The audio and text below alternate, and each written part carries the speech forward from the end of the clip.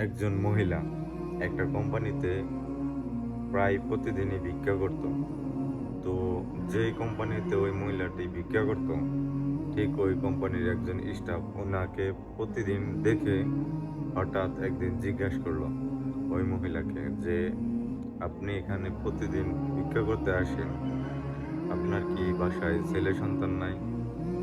তো জবাবে ওই মহিলাটি উত্তর দিল যে, হ্যাঁ, আমার একটা ছেলে ছিল, উনি বিদেশ চলে যায়। উনি বিদেশ যাওয়ার আগে মানে কিছু টাকা আমাকে দিয়ে যায়। সেই টাকাগুলা খরচ করে শেষ করে ফেলেছি। এখন এই এখানে আমি ভিক্ষা করি।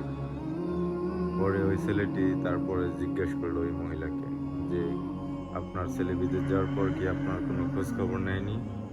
পরে ওই মহিলাটি জবাবে বলল যে, উনি বিদেশ যাওয়ার ১ মাস আমার সাথে কথা বলছিল।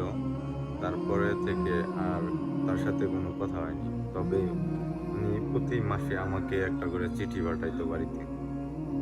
পরে ওই ছেলেটি জিজ্ঞাসা করলো যে, চিঠিতে কি লেখা ছিল?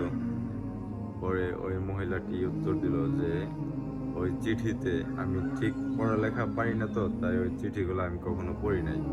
এবং ওই চিঠিগুলো আমি আমার বাসায় দেওয়ালে সবসময় টানিয়ে রাখি।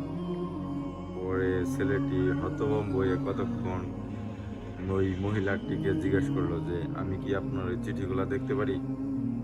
পরে ওই মহিলাটি তার কথা শুনে তাকে নিয়ে গেল তার বাসায় এবং ওই চিঠিগুলা তাকে পড়তে দিল। ওই চিঠিগুলা দেখার পর বিশ্বাস করেন ভাই, ওই ছেলেটি খুবই অবাক হয়ে গেল।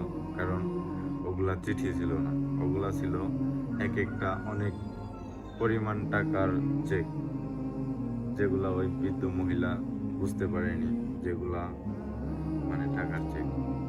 ঠিক ঐরকম ওই বৃদ্ধ মহিলার মতন আমি আপনি হয়ে যাচ্ছি দিনে দিনে। এটা কি কখনো ফোকাস করে দেখছেন?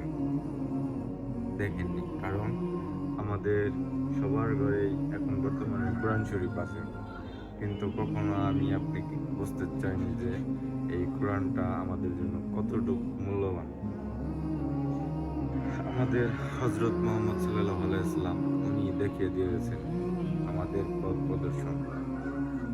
উনার কাছেই এই কোরআন শরীফ নাযিল হয়েছে।